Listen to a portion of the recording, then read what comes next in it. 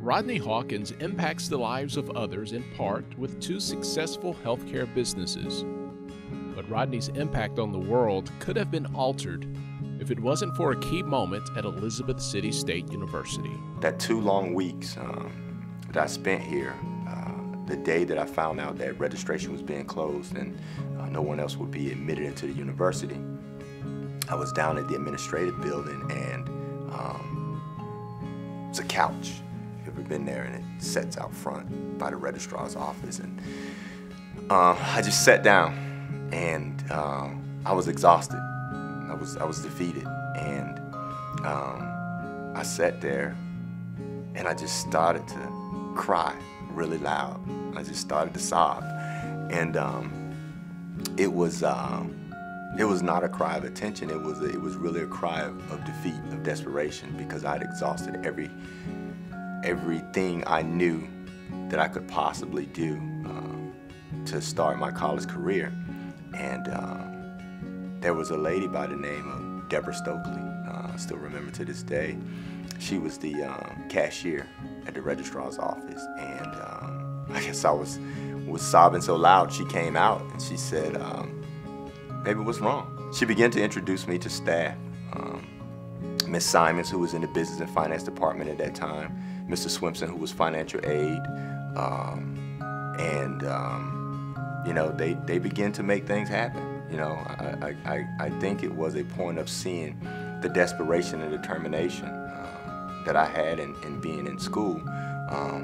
You know, all types of doors began to open up for me. I had no idea where some of the money for financial aid come from. Now, being in the position I'm in, I know that it probably has something to do with the foundation board. But that was my introduction to Elizabeth City State University. Montravius King, a senior and city councilman in Elizabeth City, has made international waves with his historic campaign, a piece of history that was on the brink of never happening at all. It happened my junior year, and one of my professors told me, you know, Montravius, look, I was really going through a tough situation, and they let me know, Montravius, you know, you've been put here for a reason. They said, you know, you didn't just come to Elizabeth City State University to receive a degree. I didn't understand it then. I had no intention. The thought of city council wasn't even on my mind. But now I realize what they were saying, and that pushed me to continue on. An investment into a student today directly impacts the students of tomorrow.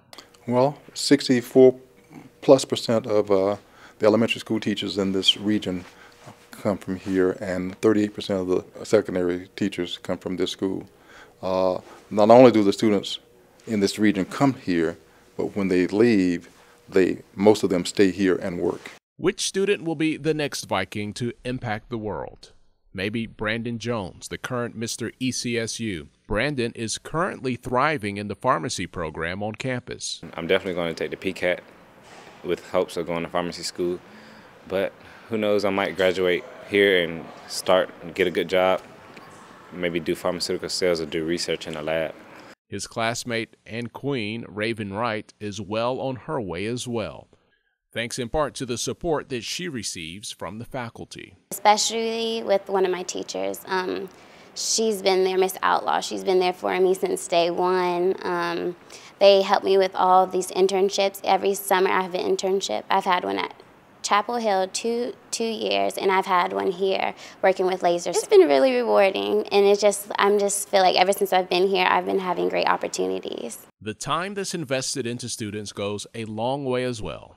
It's what brought Tatiana to Elizabeth City. My mind initially was not set here, but I think about it, I think that God sent me someone because he had a place for me, he had a purpose for me here. And he sent me someone who had confidence in me.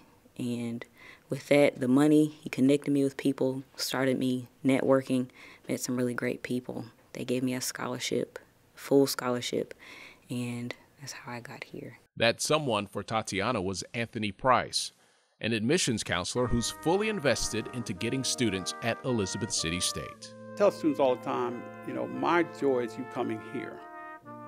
My biggest joy is you graduating. The only thing I want from them is to graduate. As long as we've helped them out and they come here and graduate, they're good to go. So I get a real lift out of it, I really do.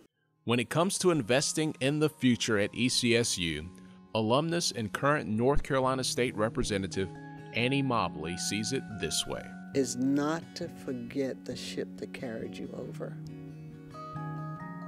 Because had it not been for Elizabeth City, I probably would not be where I am today. And I know that the hundreds and thousands of students, adults now, who have been through here, and we should never forget, should never ever forget what it has meant to us to be able to come to this university.